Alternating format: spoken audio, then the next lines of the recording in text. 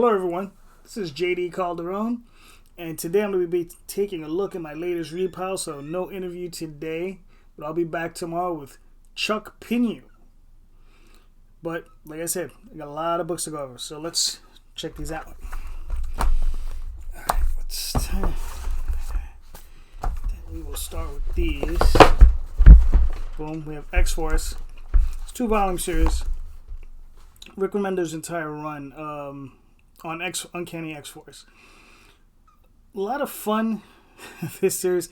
The only problem I had with it's kind of weird, I guess, the thing with modern superheroes, is they don't ever really do anything super heroic. They just run around fighting problems that they themselves kind of caused or caused by other mutants. You know, and there's nothing really heroic being done. You know, they're just kind of like soldiers just running around trying to stop things. And I guess in some sense you could probably say that's heroic, but I don't know. I just, just don't seem to be saving anybody. It's just really strange. But that's, this is a minor pick. It was a lot of fun. I did enjoy it. The artwork in here is great. The stories are good. Characterizations are really fun. Once and Future King, I did a video already on this. Great book. Love Dan Moore. Love Karen Gillan. Great stuff. Looking forward to the next volume. So much for that. Then we have Adventure Finders by Rod Espinosa. The Edge of Empire. This is by Action Lab. Nice, fun book. The one thing I really enjoyed about this book was the grand scope of it. They had these huge battles.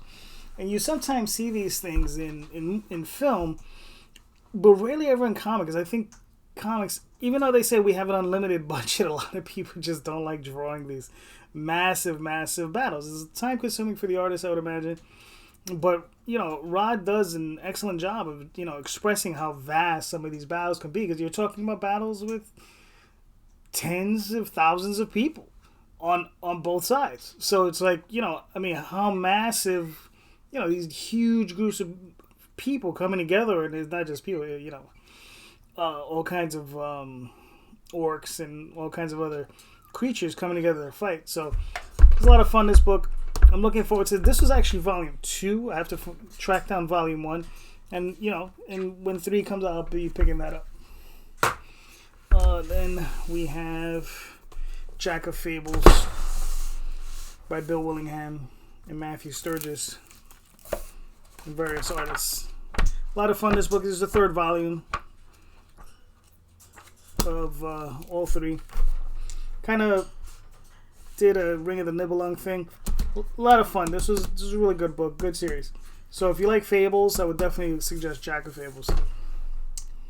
Then we have Black Badge by Matt Kint, Tyler Jenkins, and Hillary Jenkins. It's about basically I don't know, Boy Scouts for assassins, or that's really what it is. And these kids, they're like some kind of Boy Scout league, but they're training to be assassins, and they get badges for various things they learn, like whether it be sharpshooting or, I don't know, ninja skills or all kinds of stuff. It's actually a fun book. It's a lot of great stuff. This was a lot of fun. I don't know if this is the final volume. This is the latest volume. I don't know if there's going to be a volume 4. It would be nice if there is one. Alright. Then we have Trees by Warren Ellis and Jason Howard. And I kind of like this one because I remember enjoying the other 2, but I don't remember them quite that well. The only thing is that they're these massive towers that drop from space, and they just cause havoc all over the planet. And they call them trees, and then these just massive things. They look like this, and they just sit. And people don't know what they're doing, and they're studying and all kinds of stuff. And this particular story is about some village far off in the country and some murders that happen. It's an interesting story. I really like that one. Very personal. Coffin Bound. This is Dan Waters, Danny, Brad Simpson, and Aditya Bittaker. Okay. This is an interesting story. Kind of body horror, weird, thing. about a woman trying to escape death, or some entity that represents death, and certain death, and all these weird things that go on around her. It's an interesting story. I'll be picking up the second one if it comes out. I hope it does. But yeah, I really want to see more of this because I want to see where it's going. So, and then we have Nomen Omen by Marco Bibucci and Jacopo and Kamagi. So,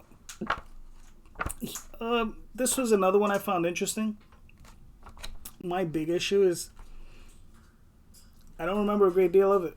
I read it and I just don't remember it. Sometimes that just happens. You just read a story and it's probably just a little too similar to a lot of other things that I've read, so it just didn't make an impact.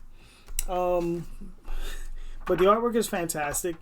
If the second volume comes out, I will probably pick it up because, you know, it really does look good, and I do kind of remember enjoying it. But like I said, I don't really remember it, and I won't reread this volume until I read the second volume. If that one wows me, I'll probably reread this one. Strange Killings by Warren Ellis. I had reviewed a bunch of the older books. This is one of this character's early adventures, and he's kind of like, I don't know, the Punisher meets Hellblazer, John Constantine, and he's a British soldier, and he uses magic, and he kills a lot of people, and you know, he just doesn't give a damn. You know, fun stuff. So that's that for that one. Then we have Mark Miller and Eric Kennedy, Chrononauts. And this is, you know, the two genius guys going back and forth in space-time and making good and having a good time and being beautiful while they're doing it. And that's what this is. And it's just a fun story. It's a fantastic artwork. But, you know, it's not a great deal of depth. But it is fun. So if you just want to read a good, fun story, you can't get any worse than that. Then we have Justice League Dark by James Tynion, Alvaro Martinez Bueno, Raul Fernandez, and Brad Anderson. Lords of Order. Again, another fun book. I really like the Justice League Dark books. I've been reading them for a minute. I didn't realize James Tynion was writing these because I had stopped. I tend to stay away from Marvel and DC books, but this one's a little weird and idiosyncratic, so it's the sort of thing I enjoy. The artwork in here is fantastic, and it's just fun. You know, you have, you know, all kinds of magic. You have Wonder Woman in there.